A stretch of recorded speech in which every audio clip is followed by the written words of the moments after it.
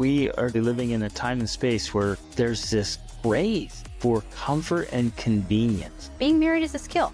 Having children and being a parent is a skill. The majority of marriages aren't that great. You have to learn how to play the rules of the game. Humans are a mess. Exactly. If you're going to do it, then learn how to do it well. Ladies and gentlemen, welcome to the Extraordinary Family Life Podcast. We're your hosts, Craig and Rachel Denning, and as always, here to help you build, create, design, implement, maintain your extraordinary family life. We are recording from the Azores Islands. Which, if you don't know what the Azores Islands are, they're the Hawaii of Europe. They belong to Portugal, which is where our home base is currently. And we're celebrating our 24th anniversary in the Azores Islands. So it's amazing. We've just been wandering around just the one big island, and it's been incredible. Yep. So we thought it's very fitting to talk about marriage and family. Oh, okay, but today we want to talk about it in connection or from the viewpoint of how it relates to single adults. At least that's my take, along with... And my take is going to be... Well, your take is it's relevant to parents, because parents, whether they have single adults currently, which some of you do, or you have children who will become single adults, I think this topic is relevant because it's directly going to affect essentially lifelong happiness for your young adults. Well, but my perspective is I want to talk to people who are already married and already have kids. Yes. So that's what I'm talking about. I'm talking to married people about the importance of marriage. Right. And it might sound silly because they're like, hey, we're already married. But we constantly come across people that in their minds, you're already married. You may even thought marriage was a good idea, but at some point you're like, I made a mistake. I regret it. What if marriage isn't a good thing? What if having kids was a bad idea? Right. We thought it was going to be amazing. We dreamed about having kids. Now we have kids, and it's not a dream; it's a nightmare. Yeah, exactly. Well, and I think that that's actually a very relevant point, especially considering that we're discussing this topic because I shared an article on Facebook that talked about this woman who, I guess she was written a book or something. She was married. She had 4 children. And that idea, she realized this sucks. I don't like it. She left them. She had an affair. She left her children. She went out, found happiness, found freedom, wrote a book about it.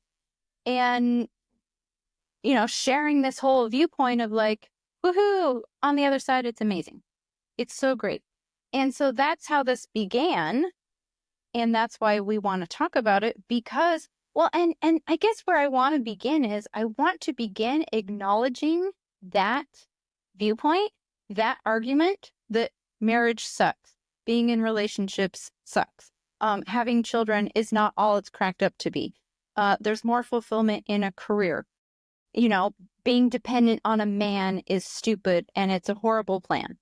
I want to acknowledge that because it's real. Like, I really do, and I'm not just blowing smoke here, I really do feel that those are all valid arguments because they are true. If you look around at the world, there are so many unhappy relationships, so many miserable marriages, so many abusive marriages and relationships, so many mothers who are like miserable, unhappy, so many children who grow up to hate their parents. Like, family life is a mess, legitimately. And if you're out there as a young adult, since we're also talking to single adults, looking for a relationship, considering getting married, you're like... looking around like, it's rough if I stay single. Yeah, I'm not so sure about this because it looks miserable. That's a legit thing. I can completely see that that's true. It's not like I'm looking around with rose-colored glasses and thinking, what's wrong with people? Marriage is the best. Men are the best. I love them. They're so great. I get it. Men are rotten sometimes. And you often complain to me, being a coach for men, complain to me about how rotten men can be. Right? So first of all, I don't ever complain. Okay. So let's clarify that. I do rant about how ridiculous men can be and often are. Yeah. It's so pathetic. So, and that's not leaving women, yeah, scot-free either. Like, there's a lot of women toxic, are also manipulative, exactly. messed up women in the world. So basically what we're saying is humans are a mess. Exactly. Relationships are a mess. Yeah. So we're starting this discussion, this argument, this debate from that viewpoint of saying, yeah, I fully agree with that side. I fully understand that side. And yet we could, well, hold on, before we get to the end yet, we could easily argue, just look at statistics, just look around. And you say, how many marriages work out? Okay, it's not that great. And of those who even stay together, how many of those are truly, genuinely happy? Oh, not that great again. So if you add those two together, you could say that the majority of marriages aren't that great. And you could make an argument saying, marriage doesn't work. Right. And then you add parenting, you add kids to the mix, and you see, okay, well, most of the issues that adults have, it's because they got it from their childhood, because their parents, in spite of doing, quote, the best they knew how, sucked at it and leaves all these issues. So if you just look around, you're like, yeah, I see that. Right. I can see the argument of like, you know what? Families don't work. Yeah, family life's doesn't work so great. Like, why not just better off eat, drink, and be merry? Yeah, it's better to be single. It's better to not have children because you are going to be happier. That's the argument I've seen in multiple places now, and I'm saying it makes sense. Yet, on a very superficial level. Well, on one level of analysis, let's say that it makes sense.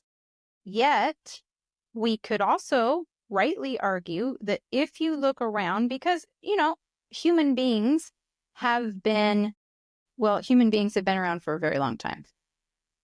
And they have been experimenting, I would say, all of this time. We as a society have been experimenting with eliminating marriage, eliminating traditional families. And that experiment has been done before. Well, it has. But what I want to say at this point is that we're in the middle of that experiment. And I think that I could argue that so far it's not going too well. Because if we look around at society today, there is clearly an epidemic of mental illness issues. Like suicide rates are up, depression is up, anxiety is up. So if we believed as a society, which I think that was part of the feminist movement, that was part of, a lot of this progressive movement, that eliminating these relationships would make us happier, it's not working. Because people are not automatically happier just because they don't have a spouse or children in their lives now, right?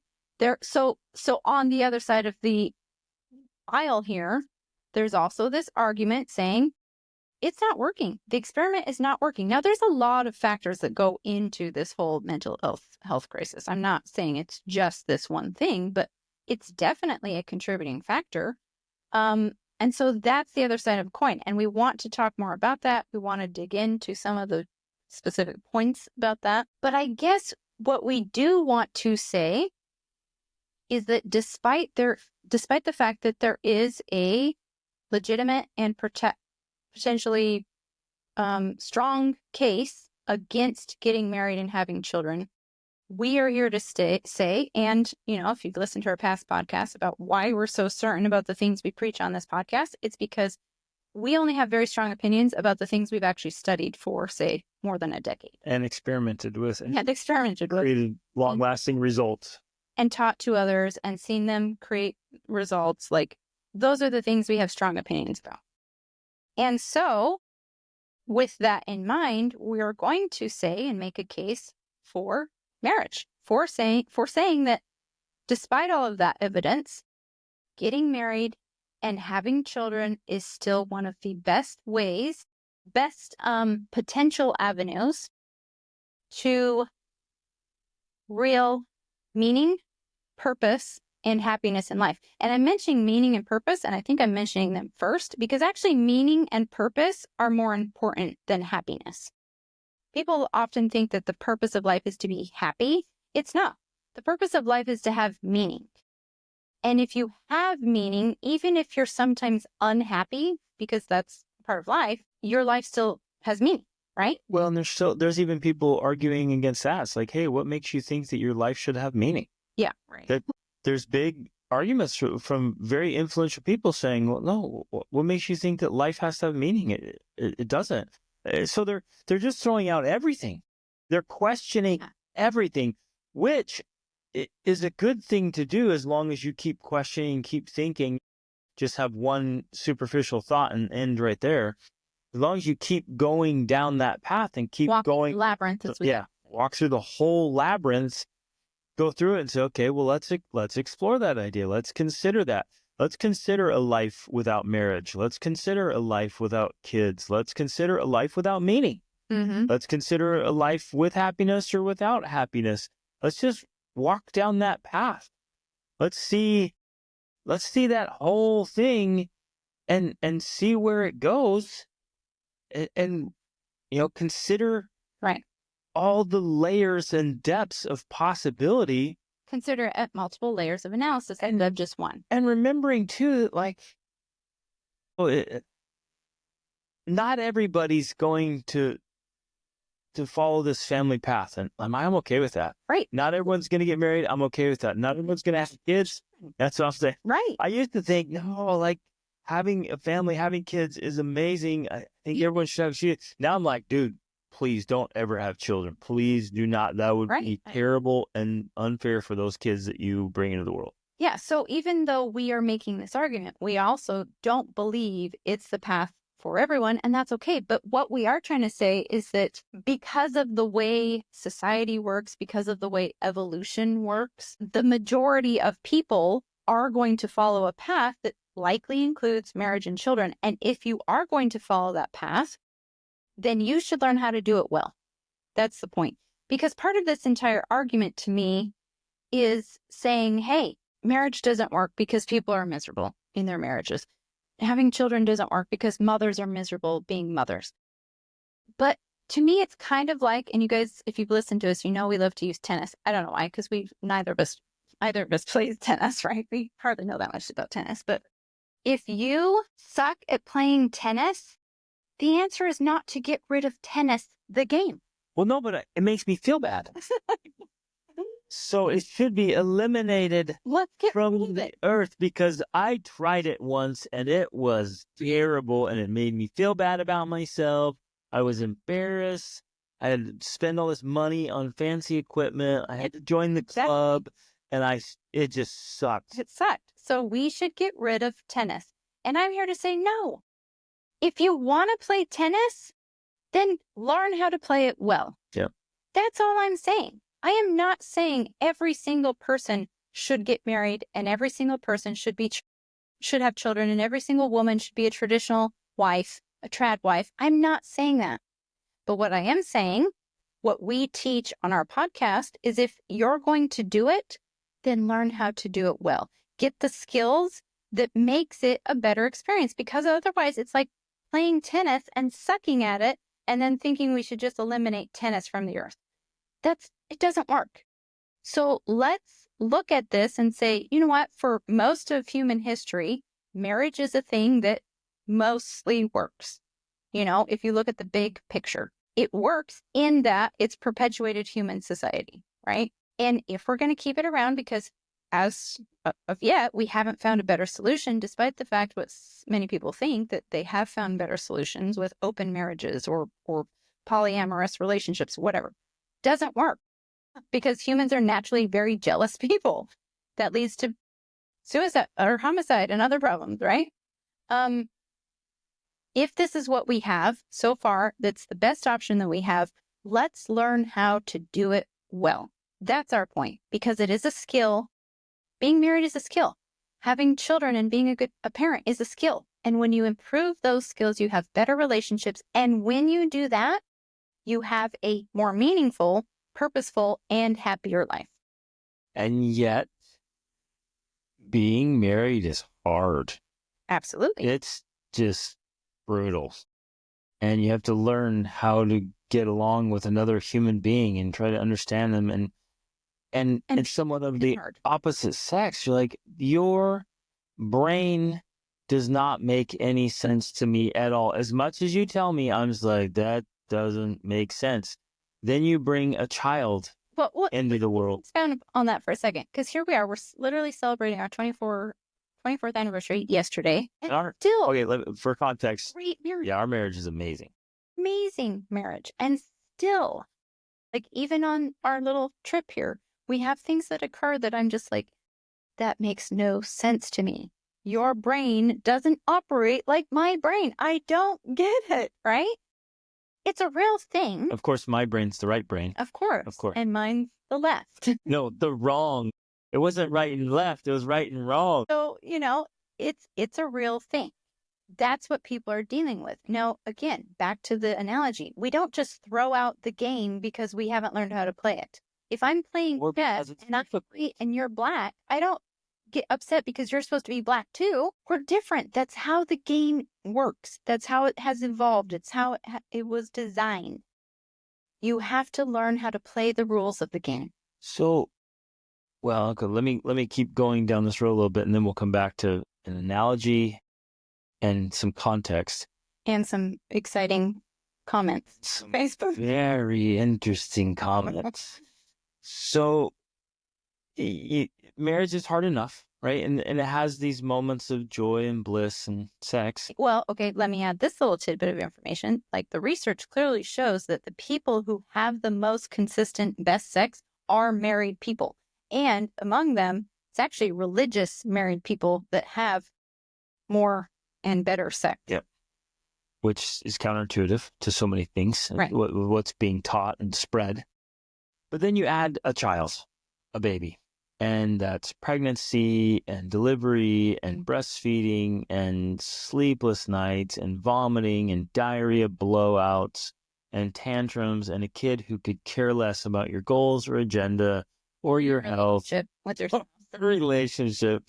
And then you have this just chemical dump inside your body that's, estrogen and progesterone and oxytocin, all these changes. And then the stress and the worry. And then you add their kid and then the toddler, and then they become tweens and then teenagers. And it's tough.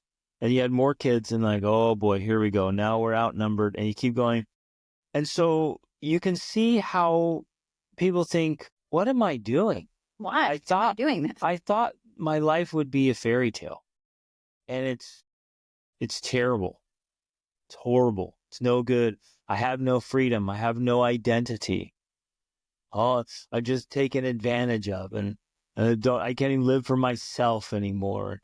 And so you can see how it goes down that path and can seem, especially if it's not played well, like the tennis comparison, it can seem pretty rotten, and you can see why people would question it and even just walk away from it, as some people do. But we were in the gym this morning, and Rachel made this comparison to health and fitness. Okay, so I want to get to that. Hold on, I want to get to that. But first I want to mention something, because you said something about, because I want to get to the argument against having children, but you also said something about, well, especially if you're not playing the game well, it's going to suck.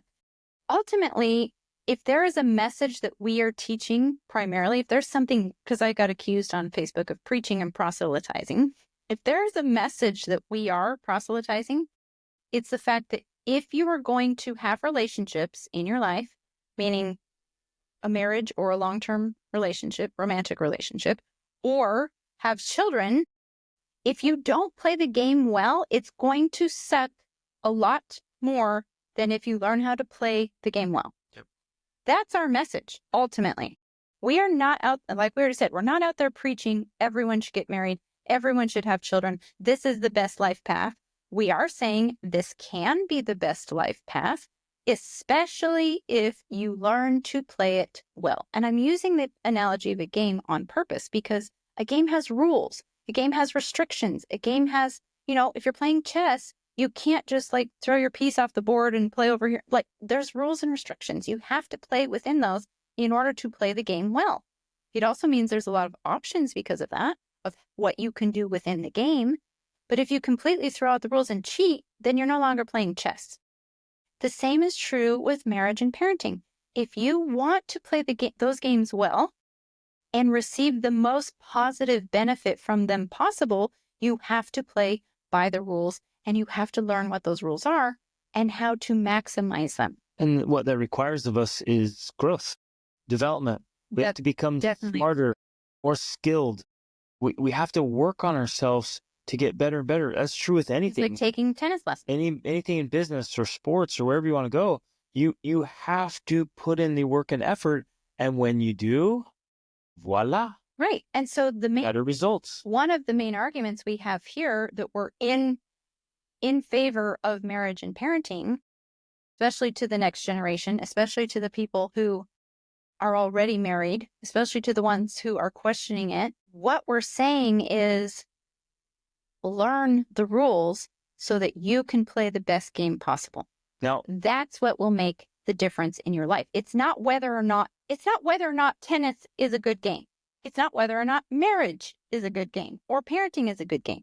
If you learn how to play them well, they can be a great game. Yeah. If you suck at them, it will suck. Yep. So total transparency here, because we've been accused of only promoting our way of life as the best way of life. So I think in total transparency, it's only fair to point out clearly we did not invent marriage or family life. To be clear here, we didn't come up with this idea.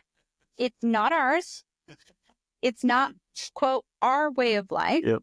We've chosen to follow this path that was invented, created, evolved by others. And so we're not just on here saying our way of life is the best way of life. Because there's a lot of history. I always say there's a lot of history behind marriage and family. And the fact that through serious study, questioning, doubting, and searching, we've, quote unquote, discovered, because we haven't really discovered it, that, wow, okay, actually, this is a valid life path that works really well when you do it well.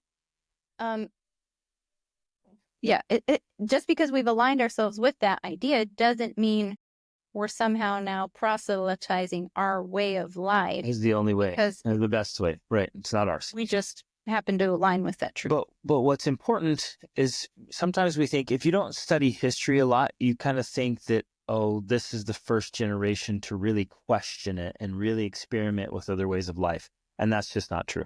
It's been experimented with from any kind of anything you can imagine, any weird thing you can come up with. It's already been done in societies. Even thousands of years ago, they were experimenting with different ways. Open marriages, polyamorous relationships. Well, with children, like weird stuff. Yeah. Any kind of bestiality, anything you can come up with, you can find historical data like, well, that didn't work. And it actually led to the collapse of societies and civilizations. So there's your sign, right? And there's things we can just observe and realize, okay, well, maybe I should question my assumptions to see how they play out in the long term and on a big scale. Yes. Okay. So now let's move to the next part, talking about the argument against having children and the analogy that I want to share that I came up with that you love. In the gym. I love gym. Okay. So in this article that I shared on Facebook, which I briefly summarized, I received a comment. And I think that this is important because it does represent an entire viewpoint out there that exists. And again, the reason why we're bringing this up, we're talking to people who are already married, because most of you already have children, but your children are going to be confronting, perhaps embracing this viewpoint at some point in their life. Well, but so are you. Those of you who are married. And this is why I want to talk to the people who are already married. Because it's not just a given of like, well, I'm already married, so that's it. Because there's going to be, you're going to have your days where like, maybe I shouldn't be married anymore. Why did I see this guy? Yeah, she's crazy. I'm out of here. Or she's such a jerk. I'm done with marriage. Maybe marriage isn't the right path. Or now we have these kids and it's horrible. And what am I doing? I should just go live my own life. Those thoughts are still going to come up. And people are going to blatantly say, like, well, if you're unhappy with your marriage, just leave. Mm-hmm. Or if you don't like being a parent, walk away.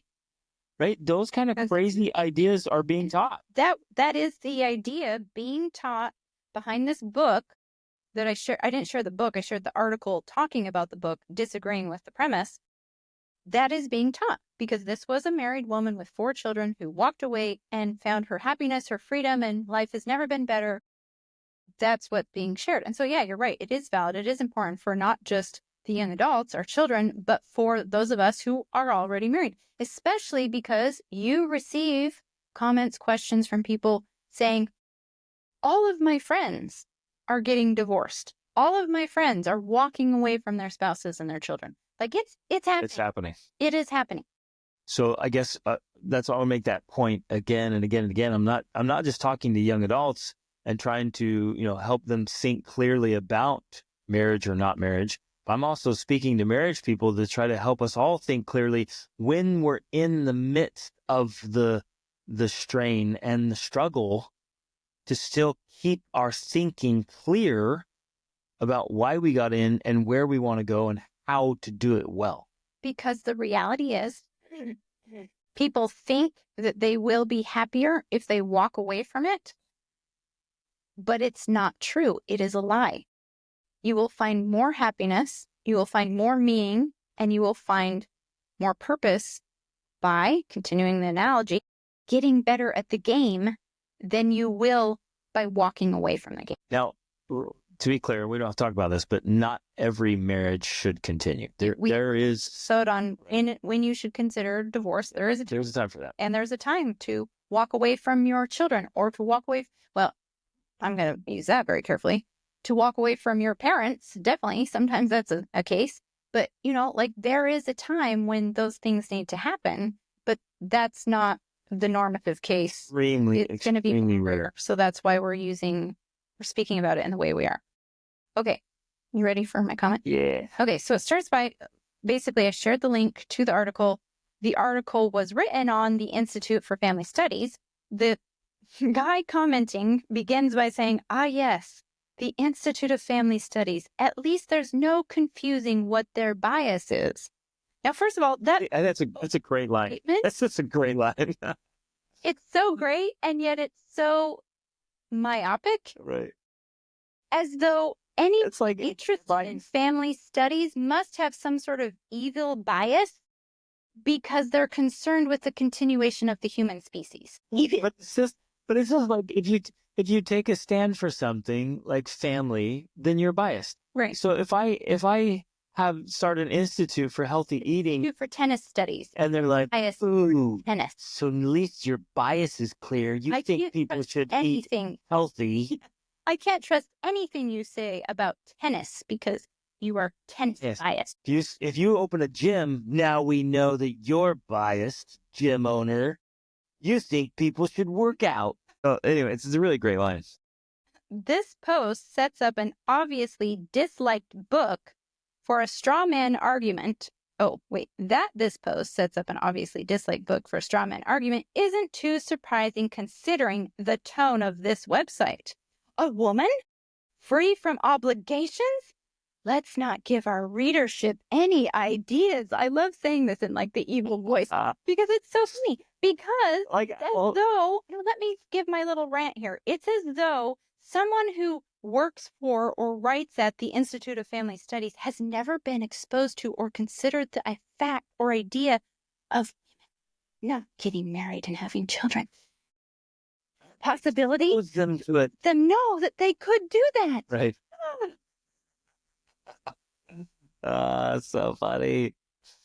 But you can see, there's families. I've met them. You've met them. The readers have met them. Maybe you grew up in a family like that where it could be extremely conservative or extremely religious or whatever. Considered that you're not going to get married and have children. Of course, that's what you're doing. And if anyone's like, well, what about people who don't you dare say such things in this home? Yeah. And so, it exists, right? It exists. But hopefully... Institute for family studies that I've actually been following for many, many, many, many years, they're very grounded. They're very open to studying all the research that's out there. They just want to know. They really want to sincerely know what's the truth here? What's the science actually show?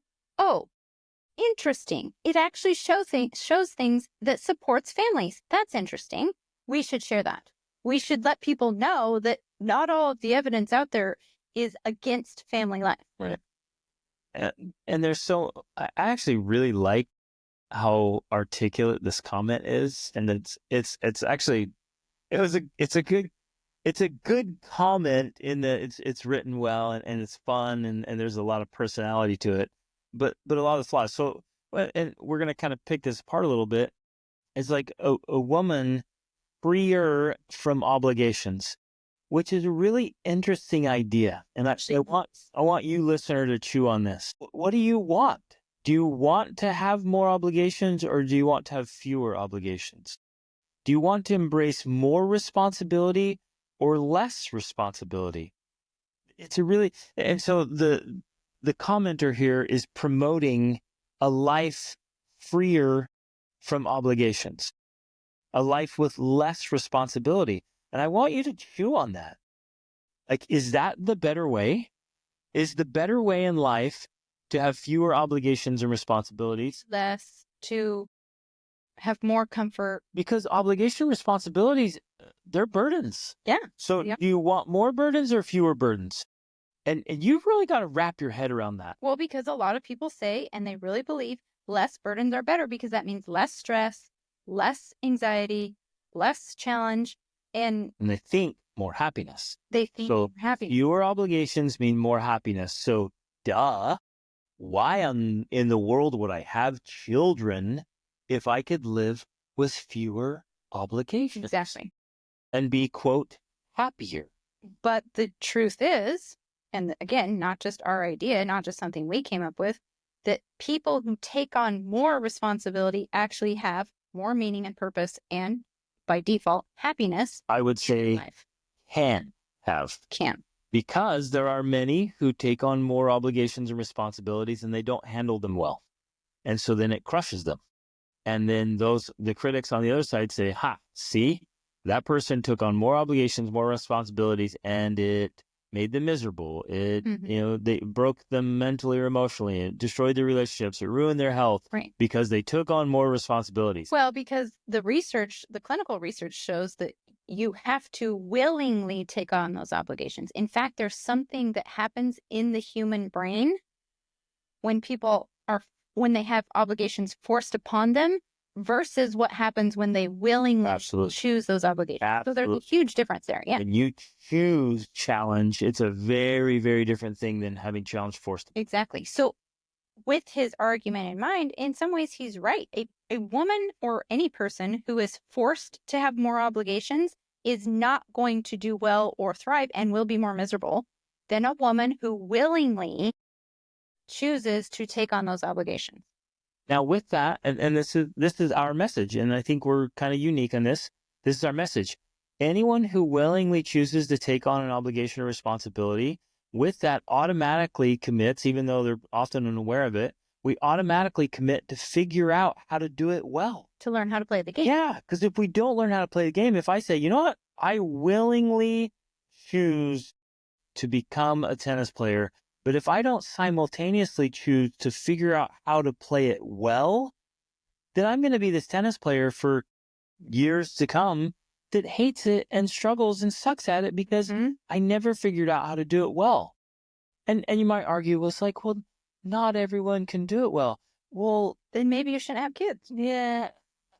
And there's some that shouldn't, but like even in athletics, right? You might think, well, that person may not be as good, but there's a wonderful book called Talent is Overrated that just puts that to rest. It's really going to come down to it. You think, well, this person might not play well. Well, you're right, because they need to drop 20 pounds. And deliberately practice. They got to train like crazy, and they got to sleep better, and they've got to do the drills. And maybe they'll never be the best in the world, but they're going to get better than their current level. Phenomenally better.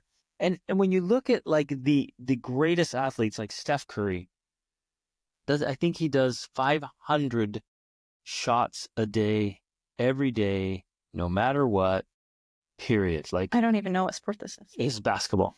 So he's one of the best in the world, but he just does that. And I've read about like really extensive, difficult drills he does where he's bouncing a basketball and a tennis ball simultaneously. And then doing one of them against the wall and one on the ground at different rates. Mm. And then watching a video and watching drills and moving laser lights. Too much work. It's so much. I want to be a parent, but I don't want to have to do all of that. That's like too much. I just want to do my thing. Yeah. Have my job. And be on social media and let the kids just do their thing and it'll all work out. But no, it won't. It won't at all. And so if you choose to embrace the responsibility of having a child, of bringing a child into the world, which interestingly and importantly, if you choose to have sex, then you're choosing to procreate. That's what sex does. Unless you take some very clever action. But even then, like birth control is just absolutely wrecking, destroying topic. women's bodies. Which we're going to get to with the comment. Okay, keep going with the comment. Okay, so I'd really rather see people of all stripes make this choice for themselves. So would I. Yep. I agree.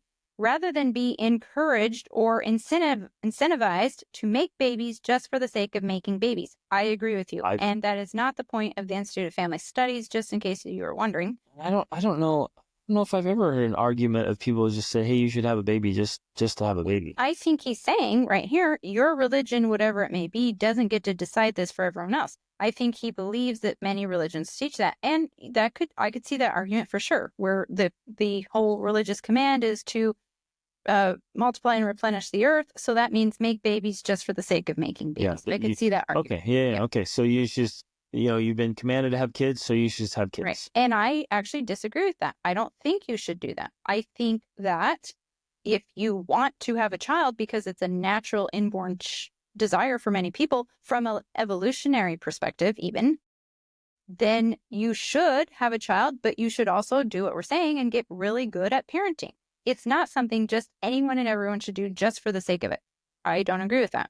And I don't know of a religion that's like, even the pushy ones they don't force it on everybody. It's like, and they don't get to decide. It's still choice. Yeah, everybody's confused. At least in the religion we belong to, they say it's between you and God. Like, it's not something that's forced upon you. Right. You get to decide whether or not, how many children you have, et cetera, et cetera. Yeah. Okay. Then, of course, I love this part. Given that you recently posted something from PragerU, because, of course, they're pretty much, far-right devil, I can guess a lot about you, and none of it is positive. That's the best line in here. That is awesome. So, well, there's so much to that sentence. Funny is, if you ever share something from PragerU, then that means, so one post, that means I can guess a lot about you and none of it is positive. I think it's also, you shared something from PragerU. I think it's especially funny because probably 2, 3, 4 years ago, I was the person who online would not watch anything from PragerU. I was like, oh my gosh, they're like far right. They're so extreme. This is just, no. And I would literally, if I saw it, I'd be like, scroll fast past PragerU. And then I realized, you know what? That's actually very small-minded. That's actually very underdeveloped. If I cannot expose myself to ideas on both sides of the spectrum and not feel like somehow I'm going to be captured and indoctrinated and baptized with blood, or, like something weird is going to happen to me if I happen to listen to or watch something from one side or the other, it's myopic, it's small, it's underdeveloped. We have to be able to expose ourselves to ideas on both sides of the political spectrum, the whatever spectrum you want, right? Religious spectrum. I compare it to me, it's like, because growing up Christian, you and I, growing up very religious, early on in our marriage, we would not read anything that was not outside of our religion. Hold on, that was outside of our religion. Sorry. We would not read anything that was outside of our religion because we believed all truth would be found within our religion. That was a very dangerous viewpoint. And thank God, we change that, and we're willing to read anything and everything. We were willing to read things by, we were willing to read the Quran or the Dhammapada or the Bhagavad Gita or the Tao Te Ching. I've read all of those. We were willing to read things by atheists, by scientists, by people we didn't agree with. That is what has developed our brain and our viewpoints and our way of thinking, by being willing to expose ourselves to all ideas on all sides of the spectrum. I love the rotisserie idea, the rotisserie chicken idea. Like, really rotate that chicken and look at it from every single angle. That is the best way, in my mind, to approach ideas in the world. And so, to turn this back on himself, the very fact that he's so judgmental about something from PragerU, probably because he's never watched anything, I can guess a lot about you, and none of it is just kidding. I'm not going that far. But even if you do, I've listened to a lot of people on, on both sides of the line, and very often you hear it like, well, for me personally, I'll listen to people on the far right, and I'm like, yeah, I don't agree with you. Mm-hmm. And I'll listen to people on the far left, and I'll be like, yeah, I don't agree with you. But usually in both sides, you'll find little bits and pieces like, yeah, I agree with that, and that's okay. And then there are people who are, blatantly one-sided, mostly politically. It's like everything is coming out of your mouth just has this political agenda, and you're not really talking about issues or solutions. It's so political. Propaganda. Yeah, there's a lot of propaganda on both sides. Like, it's not worth even party slogan listening to. Yeah. So I get that part too, where you'll hear some people in some places, you're like, yeah, so I can't even listen to you because it's all just propaganda. Right. Okay. Anyways, moving on. The comment continues. The comment continues. The myriad studies mentioned both here and found via Google search, because Google is, of course, the most unbiased place to find information, are contradictory. That was my little insert of satire. Wait, why? Because Google is biased. Well, but still, you do a Google search. Yeah, Google search is great. I do a Google search. I'm just throwing that in there as kind of like, yeah, right. We're all going to do Google searches, but Google, because it's created by humans, is biased. Like, everything out there is biased. Everyone has a bias. We have a bias. Everyone has a bias. So it's just something that I'm always aware of when I'm looking for information. And this is maybe it's probably a strength. It's also a weakness. I am constantly doubting every single thing. Everything I think, everything I believe, everything I read, everything I hear, I am doubting it. My first response is criticism. Like, that is my automatic response to anything I see, hear, think, believe.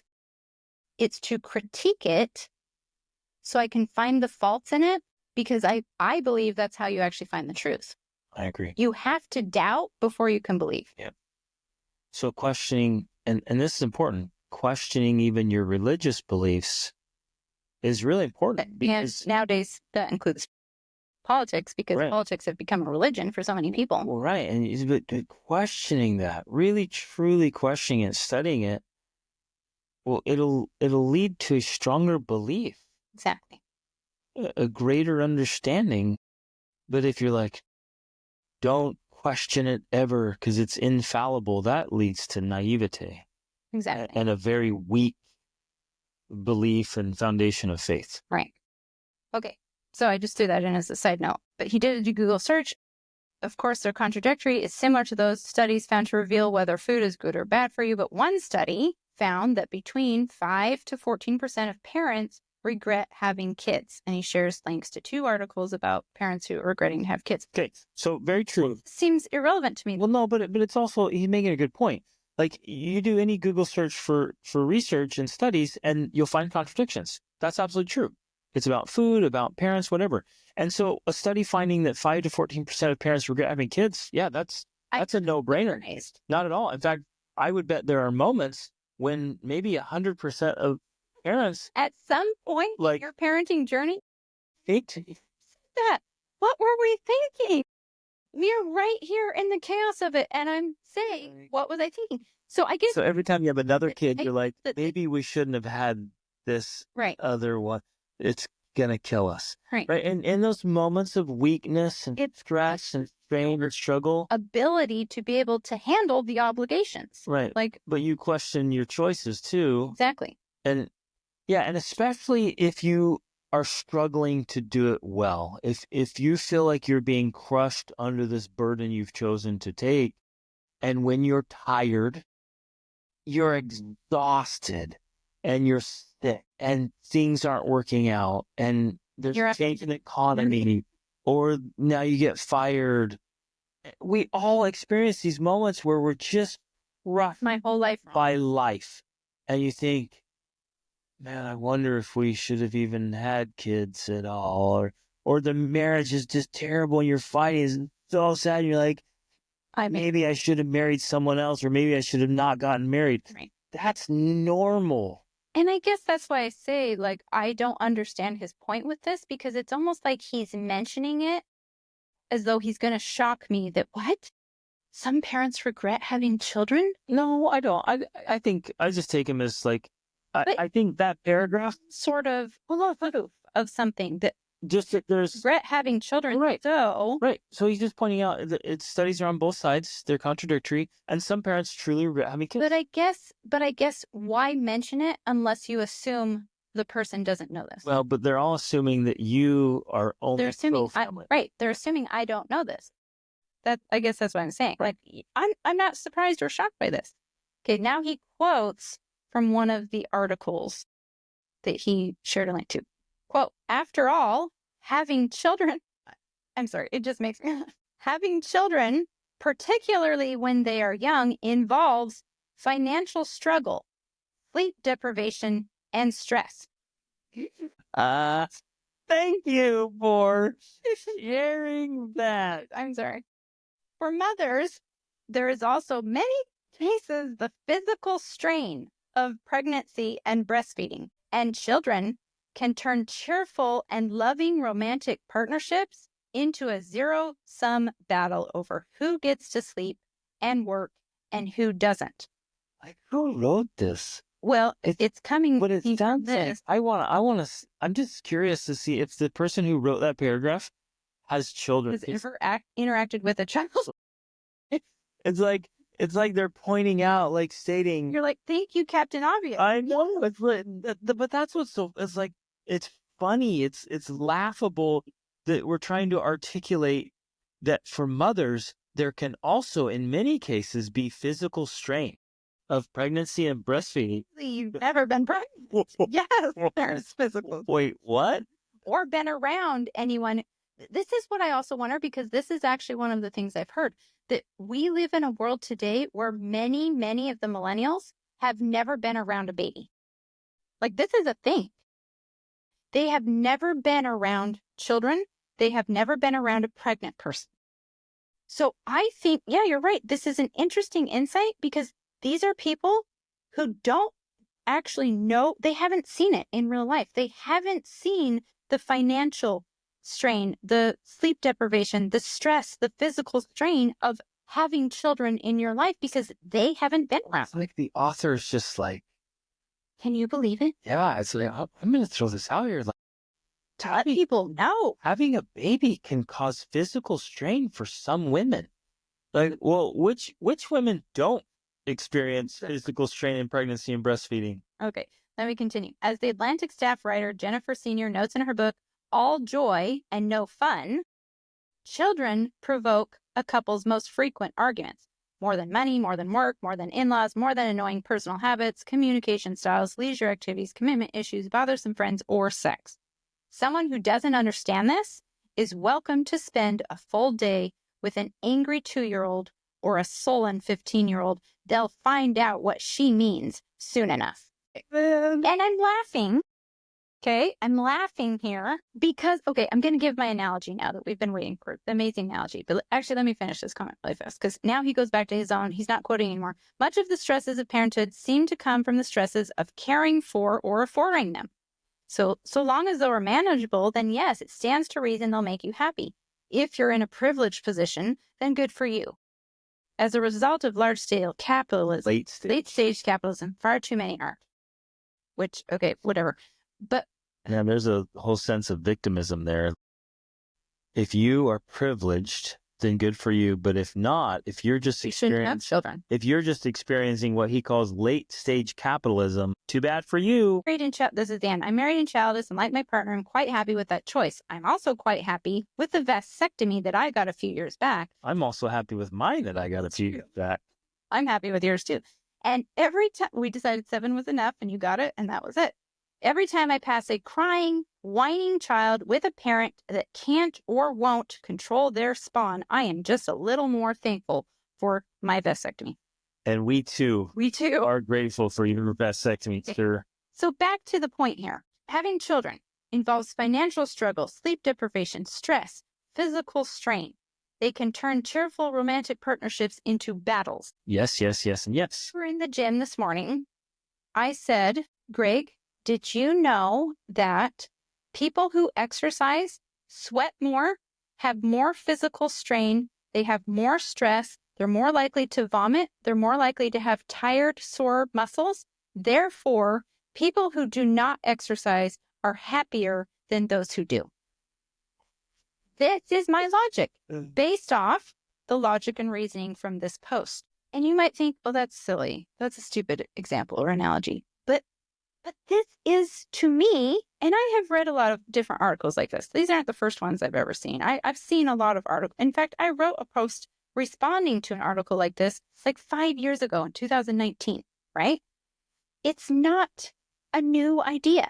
But the point is, to me, it is just as silly as comparing happiness to whether or not you work out. Because when you work out, you're going to feel all of this stress and strain and pain and all of that. Struggle. In fact, in order to get a really good workout, you're going to feel it. But that is my point. And that is actually proving the point of why getting married and having children are better for you than not. Just like exercising is and eating well, even though you have to deal with deprivation and making sacrifices about not eating those donuts. That is better for you than not doing it. Well, and let's add to this. I did some cold plunging and a very hot sauna today. So I exposed my body to extreme cold and extreme heat, both of which are very, very good for you. But they are uncomfortable. They're very uncomfortable. So if the entire reasoning and viewpoint behind this, which from all I can tell, everything I've seen is based off this, you are happier when you don't have children because you have less stress, frustration, irritation, and annoyance in your life. It is exactly the same argument as saying it's the same if you don't work out and don't eat well. Right. But what are the long-term consequences of such choice? And I believe it's exactly the same when it comes to this argument. If you want to avoid the struggle and strain of having relationships, well, you're going to get the long-term consequences of not having relationships. And what many people fail to take into consideration in all of the arguments I've heard is what is it going to be like for you when you are 50, 60, 70, 80, and 90, and you are all alone in the world. A study we heard recently on this trip is that 90% of women who choose to not have children or can't have children, they later regret that. 90%. Oof. And again, so to not be misunderstood here, there's going to be some struggle and strain and challenge that comes with being married and comes with having children. That's a good thing. Well, then we talk about learning how to play the game well. And I want to clarify this. There's going to be a lot of unnecessary struggle and strain and suffering that comes from not developing the skills to do it well. So there's part that's it's just tough. It just is. And that's great. But then there's a part where things are really not working out well. And that's simply because of strategy, lack of strategy and lack of skill. Right. Well, and I think even more importantly, I want to emphasize that the very argument people are using against having children is actually the proof for having them because of what we understand about how human beings work, how the world works. Everything that is worth having is difficult to obtain. And because it is difficult to have children and to be married, that is actually why they are more valuable. That is where the value lies. So people are missing this point when they think, wait, struggle, strain, pain, suffering, I'm opting out. It's like Buddha teaches with the twofold path, right? Let's bring in Buddhism here. He teaches one path is easy and comfortable, and it leads to all the things you do not want. The other path is hard and strenuous, and it leads to everything you do want. There are two paths here. And that is what I want to emphasize. That is my message to young adults. That's my message to people who don't have children but are considering it. That is my message to people who have children. Who are in the midst of it. Like, this is... The path that is more valuable is going to be more strenuous. Yeah. And that is the point. And it's more developmental. You're going to get so much more from it. We are definitely living in a time and space where there's this craze for comfort and convenience. Mm-hmm. And if we base all of our life decisions on comfort and convenience, on ease and pleasantness, that unfailingly leads to misery eventually, but you're going to be so underdeveloped. Yes, that's like, think about that. What kind of life comes from taking the easy, trying to get the struggle and strain? It's the butterfly. You're trying to get them out of the chrysalis too early, too soon. Or getting the chick out of the egg. Yeah, like, oh my goodness, that chicken looks like it's really struggling. Let's just break it out. Or what we just learned is like C-sections, instead of going through the birth canal, it actually compromises the baby's immune system because they didn't go through the birth canal. I mean, so there's all these lessons in life. It's like this struggle that makes us strong. So let's embrace the struggle. Let's embrace the challenge, whether we're thinking about starting down that path or we're already in it and thinking about quitting, and then figure out how to do it well. Get the skills, set up the systems that make it successful and gratifying and fulfilling and absolutely wonderful, like genuinely extraordinary family life is 100% possible. We just got to figure out the formula. How to play the game. Yeah, play the game and play it well, and it makes life so much better. Anyways, we got to run. Love you guys. Thanks for listening. Thanks for having families. Lean into your marriages. Lean into your kids. Lean into making the world a better place by making your family a better place and becoming the very best version of yourself. Love you guys. Reach out.